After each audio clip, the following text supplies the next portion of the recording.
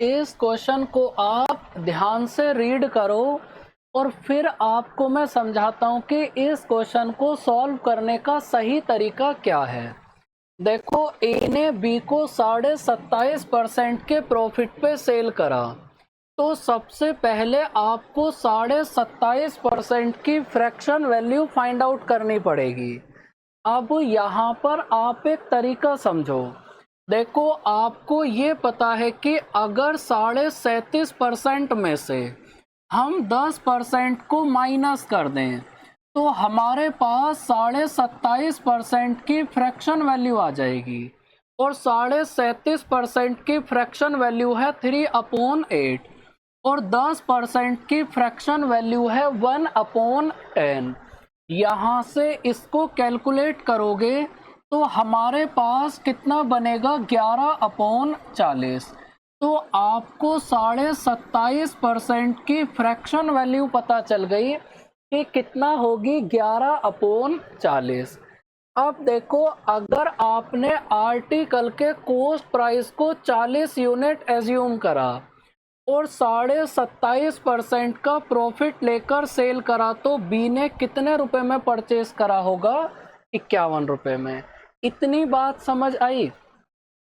अब देखो, बी ने इस पर 252 रुपए खर्च करे। बी ने जितने रुपए में भी आर्टिकल को परचेस करा, उसके बाद इस पर 252 रुपए खर्च करे और उसने सी को इतने परसेंट के प्रॉफिट पे सेल कर दिया। देखो, यहाँ से इसकी फ्रैक्शन वैल्यू कितना बनेगी, 1/6। तो अगर बी के लिए आर्टिकल के प्राइस को 6 यूनिट मान ले, तो सी के लिए आर्टिकल का प्राइस कितना होगा, 7 यूनिट।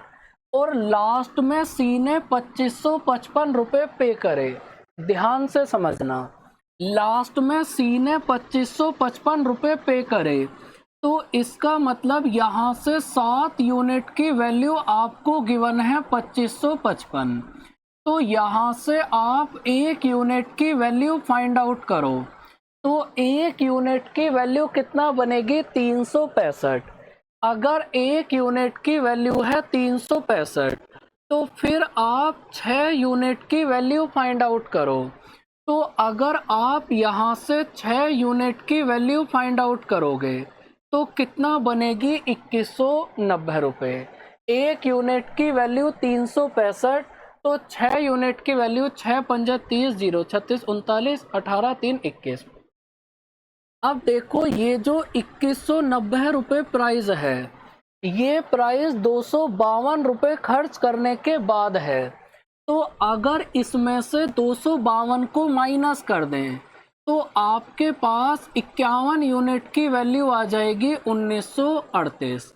इसमें से 252 को माइनस करा तो 51 यूनिट की वैल्यू आ गई 238। अगर 51 यूनिट की वैल्यू है 238, तो यहाँ से 1 यूनिट की वैल्यू कितना बनेगी, 38। तो 40 यूनिट की वैल्यू कितना बनेगी, अगर 1 यूनिट की वैल्यू है 38, तो 40 यूनिट की वैल्यू कितना बनेगी, 8 चौक 32, 2 यूनिट डिजिट 2 किसमें है, यहाँ पर 1520 रुपये होगा अपना आंसर। बहुत सही, बहुत ठीक ठाक, बढ़िया स्टैंडर्ड का क्वेश्चन है।